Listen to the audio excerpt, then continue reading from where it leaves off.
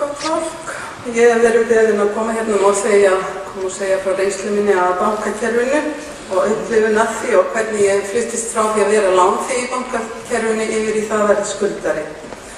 Og í kjölfar söguna mína þá ætlum ég svona aðeins að ræða þetta kerfi í nokkrum orðum og ég vil sjálfsög byrja að þakka þeim sem skipulögðu þennan fund fyrir þrautseigðu að halda uppi umræðunni erfiða fjárhagsstöðu heimila.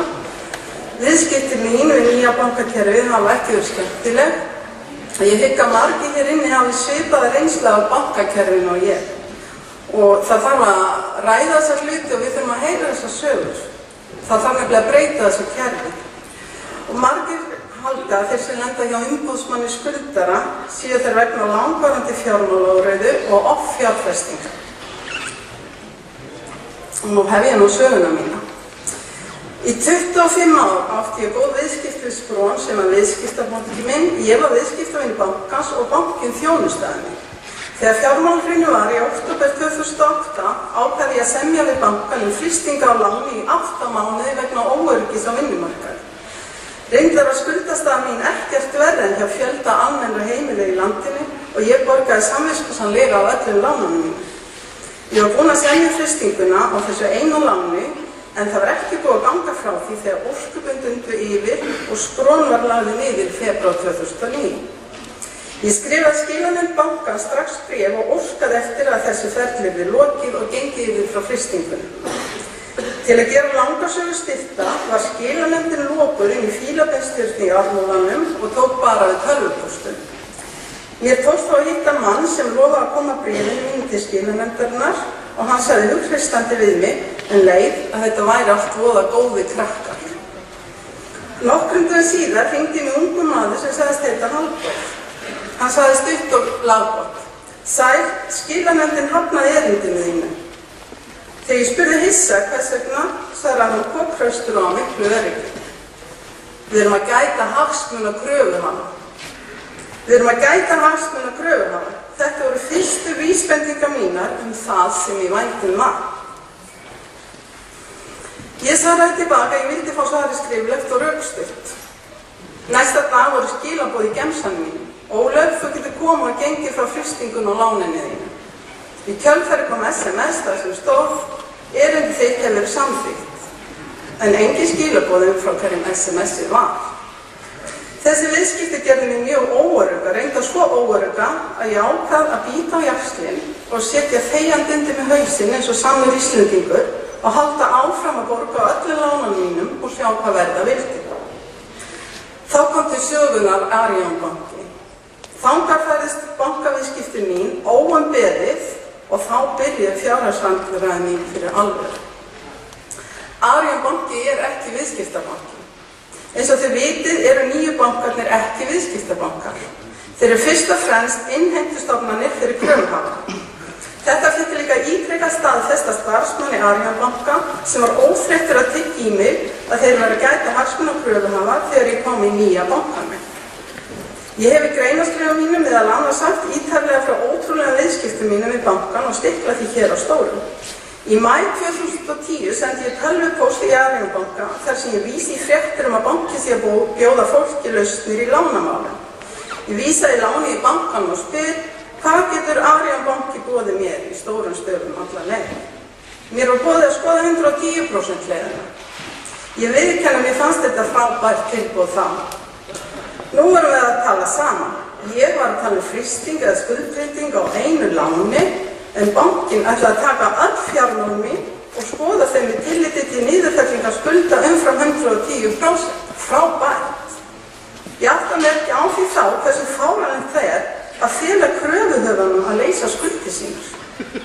En þannig eru leikreglurnar og ríkjandi viðhorf. Þetta þykir sjálfsagt og eðlilegt. Í árslok 2010 var engin niðurstaða komin í mál mín í bankanum en ég var nokkuð róleg þar sem ég hélt að ég var semja við bankann. Ég var svo einföld að halda að ef 110% leiðin væri ekki fær, hlyti þeir að bjóða mér aðra lausnir. Mér fór þá lengi eftir niðurstöðu og eitt eftir svari og minni á febrúar 2011 fékk ég endurtekið boð 110% leiðréttingu. Það var frá sama starfsmönnum og var búinn að vera að skoða 110% leiðina fyrir mig tæft ár. Þá hætti ég að borga þessi eina láni til að þrýsta á lausn. Í júnibyrjun ég orðin verulega óróleg og sendi bankastjóra Arion banka langan tölvupóst þar sem ég spurði hvort eitthvað væri að gerast í lánamálunum mínum í bankanum og hvort bankin væri með einhverja heildarlausnir fyrir lántakendur sem ættu erfitt með að standa í skilum með lánin sín. Bankastjórinn svaraði strax að verið væri að skoða mál mín í bankanum. Daginn eftir fékk ég tölvupóst að beiðni mín vegna 110% leiðréttingar væri í vinnslu hjá Dróma hf. Þann 20. júní 2011 tilkynnti ég bankastjóra Arion banka í tölvupósti að ég hefði falið umboðsmanni skuldara að sjá lánamál mín gagnvart kröfuhöfunum, enda löngu hægt að treysta starfsfólki Arion banka. 3 dögum seinna fæ ég tölvupóst að 110% leiðrétting á lánunum mínum hafi verið hafnað vegna þess að skuldirnar voru ekki allar eyrnamerktar sem fasteignalán. Ekki var boðið upp aðrar lausnir. 12 dögum seinna fæ ég tilkynningu að íbúðin mín verði sett á nauðungaruppboð innan 15 daga án frekari fyrirvara. Þá hafði ég tilkynnt formlega að lánamál mín væri komin til umboðsmanns skuldara og ég þar með komin í skuldaskjól. Þá voru í vanskilum 5 afborganir af þessu eina láni sem ég var að reyna að semja við bankan allan tíman eða samtals 240.000 krónur. Ég var ekki lengur lánþegi, ég var skuldari með allri þeirri niðurlægjandi framkomu sem starfsmenn fjármálastofnana leyfa sér við fólk í skuldavanda. Þetta sagan beiðni 8 mánaða frystingu eða skuldbreytingu á einu litlu láni. Ég ákvað að vera undan og semja strax við bankan til að ég kemst örugglega ekki í vanda. Tryggja að ég geti örugglega staðið í skilum með láninu og ég var tilbúin að teygja mig langt. En ég var komin í alveg nýtt bankaumhverfi þar sem heilt kerfi var að gæta hagsmuna kröfuhafa en ég var alein að gæta hagsmuna minna sem lántakandi gagnvart kerfi sem var mér vægast sagt fjandsamlegt. Ennþá enginn að gæta hagsmuna lántakenda í bankanum. En heilt kerfi hálaunaðra starfsmanna að gæta hagsmuna kröfuhafa. Þetta réttlátt og sanngjarnt? Viljum við lántakendur hafa þetta svona?